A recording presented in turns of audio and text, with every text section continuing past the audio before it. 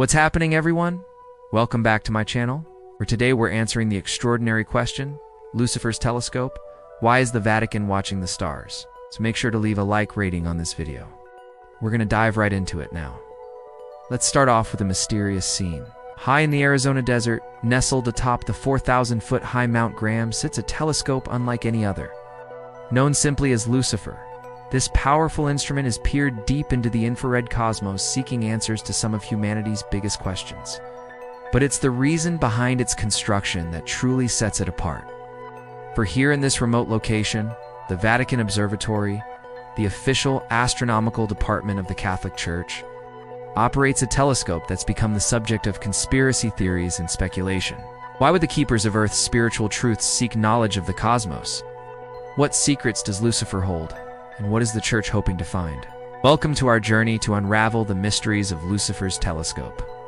Officially named the Large Binocular Telescope, Near Infrared. Utility with camera and integral field unit for extragalactic research, the instrument certainly has a mouthful. But its more ominous acronym LUCIFER raises eyebrows and fuels speculation. How did the Vatican end up operating a state-of-the-art telescope in the middle of the Arizona desert? And why is the Church seemingly obsessed with peering into the depths of space? The story begins in 2003 when the Vatican Observatory realized it needed a new home. Its old observatory in Castel Gandolfo near Rome had become too crowded with tourists, and light pollution made stargazing impossible. Enter Father Jose Gabriel Funes, a Jesuit priest and the observatory's director. Funes embarked on a quest to find a new site for his research. Its criteria were simple: remoteness, darkness, and altitude. He wanted his new telescope to reach as far into space as possible. After much searching, he found the perfect spot: the Graham County, Arizona. Working with the University of Arizona, the Vatican Observatory began construction of a brand new facility at the summit of Mount Graham. There, the air is thin and dry, ideal for a telescope. Plus, the mountain's sheer height allows it to capture clear views of the heavens, unimpeded by atmospheric interference. By 2004, Lucifer was born. But why build such a powerful telescope? Astronomers study distant galaxies, stars, and nebulae to understand the origins and evolution of the universe. Telescopes are their eyes, allowing them to see things too far away to be seen with the naked eye. Most telescopes gather visible light, but Lucifer focuses on infrared rays. This lets it peer through gas clouds and dust where stars are born. Infrared light also lets Lucifer see incredibly distant objects never seen before. Thanks to its unique capabilities, Lucifer quickly became one of the most powerful telescopes in the world. But it also caught the attention of conspiracy theorists. They seized on the telescope's unusual name and the Vatican's involvement, fueling wild speculation. If the Church didn't want to draw attention, why build a telescope with the name Lucifer, the fallen angel who tempted Eve in the Garden of Eden? Well, was it a clue to the true purpose of the telescope? What could the Church possibly be hiding? Some believe the Vatican is watching for signs of the rapture, or the second coming of Christ. Christians who believe in the rapture, a sudden ascension of believers to heaven, eagerly await its arrival. They say the Bible prophesies that only God knows when it will occur, leaving many eager to watch for signs. Could Lucifer be scanning the sky for omens pointing to Christ's imminent return?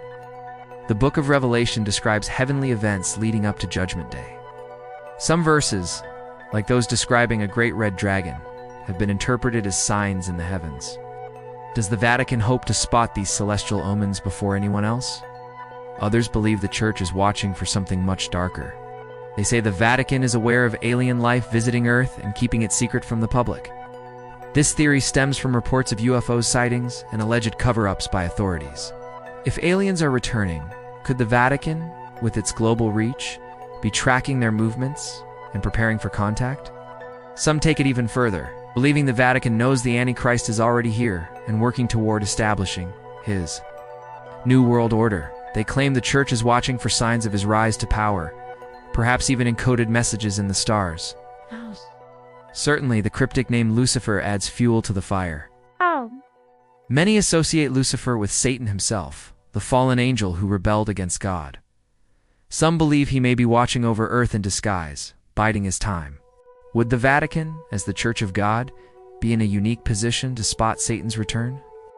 These ideas may seem far-fetched, but they highlight how deeply conspiracy theories can intertwine faith, fear, and the unknown. However, the truth is often simpler than fiction. While the name Lucifer may seem like an odd choice, it was actually a tribute to Galileo Galilei. The Italian astronomer considered the father of modern astronomy, who was a controversial figure who clashed with the church after supporting heliocentrism, the idea that Earth revolves around the sun, not the other way around. Ironically, Galileo was later tried and convicted by the Inquisition for his views. Naming the telescope after him pays homage to both the scientific method and the struggle to understand the cosmos. As for the Vatican's involvement, it reflects the Church's long-standing interest in astronomy. Popes in the Middle Ages commissioned observatories and scientists at the college. Observatory helped make groundbreaking discoveries about the solar system. Today, the Vatican Observatory continues this tradition, studying everything from black holes to the Big Bang. Their work is purely scientific, seeking to understand God's creation through the laws of physics and mathematics. While some argue the Vatican should stay focused on earthly matters, others defend the Church's right to explore space. After all, God created the universe, and understanding it better allows us to appreciate His work more. Yet, the debate continues, just as intense as the search for answers in the stars. For centuries, humans have looked up to the heavens with a mix of wonder and terror. From the Babylonians to the Greeks to the Romans, people saw divine messages in the planets and constellations. Even modern religions find meaning in the cosmos. Christians believe the stars were created for signs, seasons, and days and years. Genesis says they were set in place to divide the earth and bring order to chaos. Some churches even use astrology to advise members on everything from relationships to career choices. But not everyone sees the heavens as a source of wisdom. Ancient Greek and Roman myths warned that celestial bodies could portend disaster. In Greek, the word for planet, aster, also meant evil. The Greeks believed comets heralds death and destruction. To the Mayans, eclipses foretold doom. And some Native American tribes feared star-like visitors who came to steal souls. Today, many Christians ignore astrology entirely, seeing it as false and deceptive. They argue that only the Bible holds true prophecies and predictions. However, there are plenty of churches that incorporate astrology into their teachings. Some Pentecostals use star charts to determine the best time for prayer meetings. Evangelicals consult horoscopes to guide their decisions.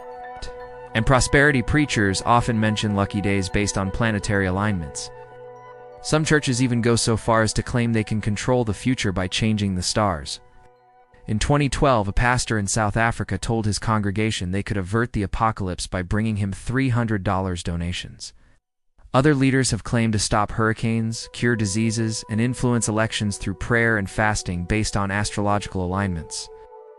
Regardless of the approach, churches clearly remain fascinated by the skies. Whether seeing signs of God's will, warnings of danger, or opportunities to intervene in fate, religious institutions continue to look to the heavens for guidance and meaning. The stories people tell about the stars reveal as much about ourselves as about the cosmos. What do you think? Do the stars hold messages for us, or are they just beautiful pinpricks of light? Let us know in the comments. Now, if you enjoyed this video, be sure to leave a like, rating, and subscribe for more. Till next time, keep looking up and keep questioning. The truth is out there.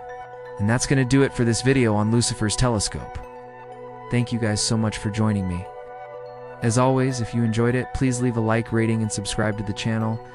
We're always looking to expand our reach and bring more amazing content to viewers like yourself. Also, make sure to join our community to share your thoughts on today's video and to get updates on future content. Finally, I want to give a huge shout out to our supporters whose names you can see on screen right now. Your support helps us continue to produce high-quality videos, and we truly appreciate it. Thanks so much for watching. We'll see you next time.